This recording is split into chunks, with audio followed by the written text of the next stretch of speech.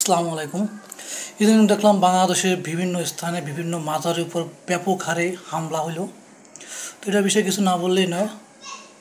মাজার ভাঙার পক্ষে বা বিপক্ষে আমার ছোট্ট একটা মতামত আপনার সাথে মিলতে পারে, নাও মিলতে পারে, ঠিক আছে। এটা আমার সম্পূর্ণ নিজস্ব মতামত।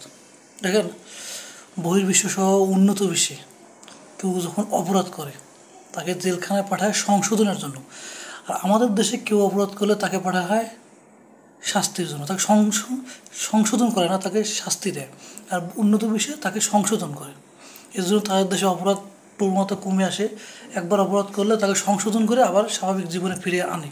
কিন্তু বাংলাদেশে করে কি, তাকে শাস্তি দিয়ে জেলাও হেই করি, কোনো বেনিফিট তেমন একটা হয় না। তো বাংলাদেশে যে মাজারগুলো ছিল আমরা জানি এরা ইসলাম বিরোধী কাজ করতো। মাজার পুজোর সব যেগুলো ইসলামের জায়েজ নাই সেই কাজগুলো তারা করতো। এখন ঘটনা হচ্ছে, ভাঙলে কি কোনো সমাধান হবে? সে ভাঙলে কোনো সমাধান হয় না। হ্যালো, আজকে আপনি ভাঙছেন, কালকে আবার হয়ে যাবে। আজকে আপনি যে মাজারটা ভাঙলেন, কালকে ওই জায়গা বা আর এক জায়গায় মাজার হবে। বাট লাভ হলে কি? কোনো লাভ হবে না।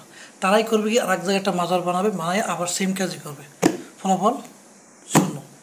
এখন এখানে করা উচিত ছিল ওই সব মাজারে একটা বিজ্ঞ আলেম, জানাশোনা জ্ঞানী আলেম দিয়ে যে পরিচালনা করা যেত, ঠিক আছে। তাহলে দেখা যায় ওই আলেম ওই মাজারটা সুষ্ঠুভাবে পরিচালনা করতো, এবং ওই যে মানুষগুলো বিপদগ্রস্ত ইসলামের বিরোধী ছিল, তারা আস্তে আস্তে ইসলামের সঠিক নিয়মে আসতে পারতো। এখন কী হলো, তারা আর এক জায়গায় দিয়ে একটা মাজার বসায় নেবে, অথবা কিছুদিন পর এই জায়গায় আবার সেই সেম কাজই করবে। লাভ হলে কোনো লাভ নেই। দরকার সংস্কার, সংশোধন।